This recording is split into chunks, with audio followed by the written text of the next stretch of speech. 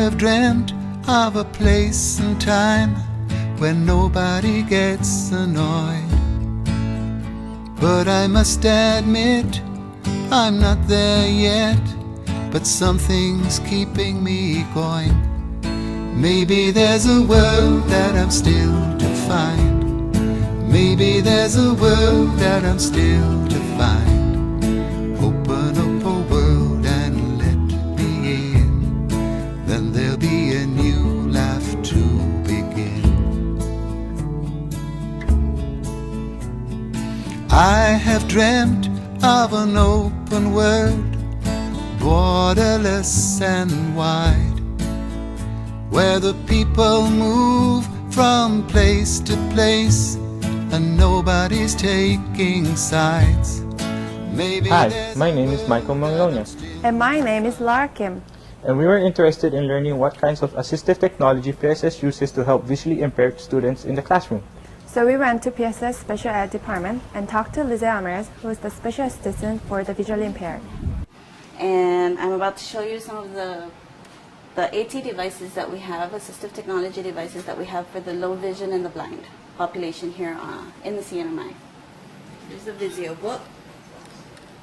As you can see, we have text under, the magnifiers there, and we can easily zoom in and zoom out. Whatever's preferred for the visually impaired person who's actually using it. So who typically would use this? Someone who's got, for example, albinism.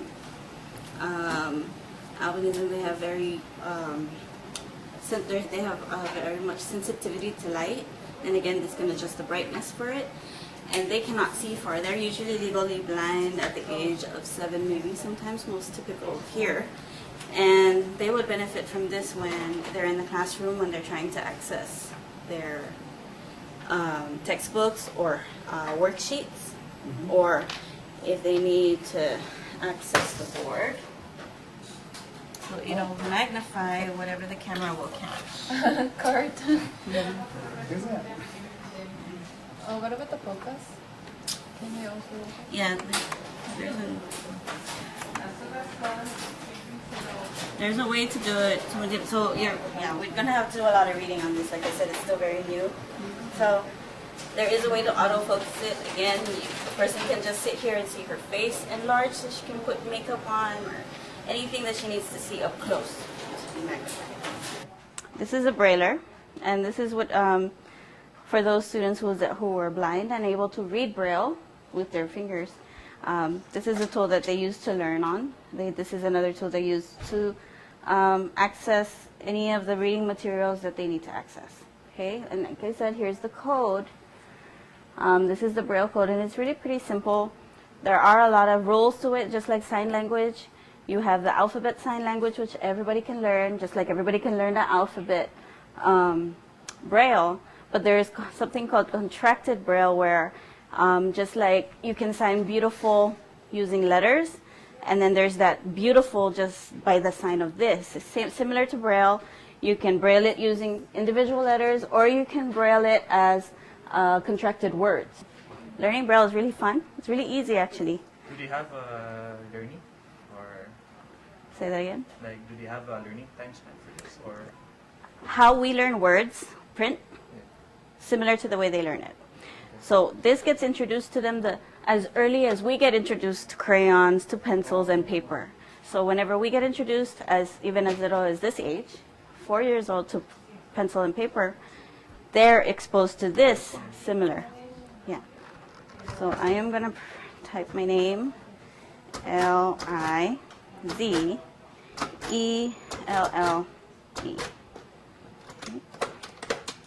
And there you can feel the dots right there. And you know, when a brailler reads this, a blind person reads this, they don't scrub the letters like this. They don't say, oh, this is L, this is I, this is a Z. They don't do that. Very light touch, and they just go across very lightly, because their fingers is what tells them what the letters are. That's why the dots are set up that way, because it's where the dots are located is what tells them what the letters are. So that's what we're training. We're training them, don't touch the letters like this. Don't touch hard. Very light touch and just go across. And they read it that way. It's amazing. We decided to try it for ourselves, and surprisingly, it was really easy.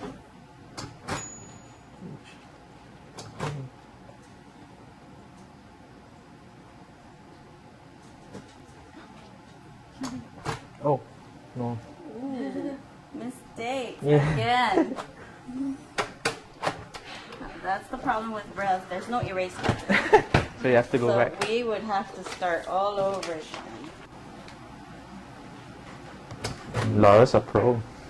Yeah, for hers, she's already got most of it memorized, I can tell. See? She got Laura. And there it is, L-A-U-R-A. You were introducing yourself to someone who's blind. This is the smart board, where right now we are on the whiteboard part of it. And some students need that contrast where everything is white on background and black on the whiteboard. Now, there are other students that need that different contrast where everything is black behind on the background and white on the foreground. So some students just need you to take a piece of this information and put it up here just so that they can see it. Or a picture that you want them to see. This is too much clutter already. And so we want them to focus on just this. They won't be able to see this looking at this. So we'd have to take a copy of that picture and put it up here for them to focus on it. This is another AT device, and it's another low-tech similar to this. It's not mechanical, it's very simple. It's just a piece of paper. And this is from the American Printing House for the Blind. And what it is just the primary tablet with a line that is darkened. And that's for the low vision so that they can see when they're learning how to write their letters, they know where they can stop. Okay? Some ways to adapt it would be to use the Brailler to make dotted lines across this line so that the student can actually feel where the letter needs to stop when they're learning their letter. How does the iPad work for visually impaired students? The iPad in itself, when you first purchase the iPad, it already comes with a voiceover and a magnifier. So what it does is it can magnify whatever you point the camera to. And you know, it's a little, you pinch this way to zoom, you pinch this way to zoom in, to zoom out. VoiceOver, it'll read whatever is on the iPad. Home, iPod, contacts, notes, calculator, pages, calculator. Now, other apps that are out there are there's one called the Money Reader, where you point the iPad or you take a picture of a bill, and it'll tell you the denomination of that bill. Let's do it upside down. $50. It can also be used as a GPS system. It can tell you where you're going, if you're going north, south, east, or west. Now, if you were in the States side, it would be much easier to use the GPS feature of this because, you know, everything's mapped out. So you can go as far as street names and where you're at, and if you have to turn left or right to get to a certain location. The possibilities are endless.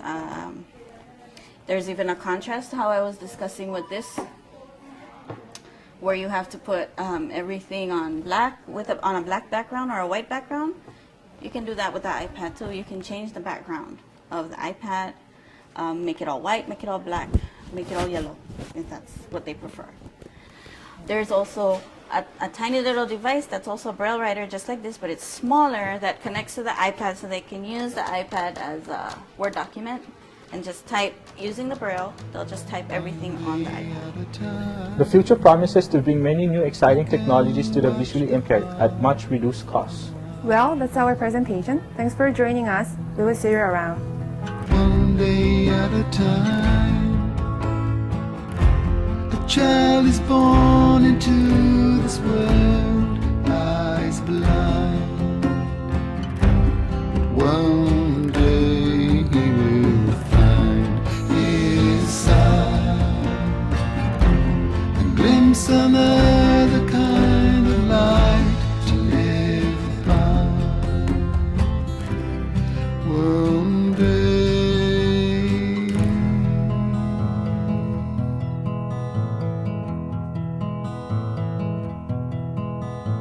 One day at a time, we can put machines behind.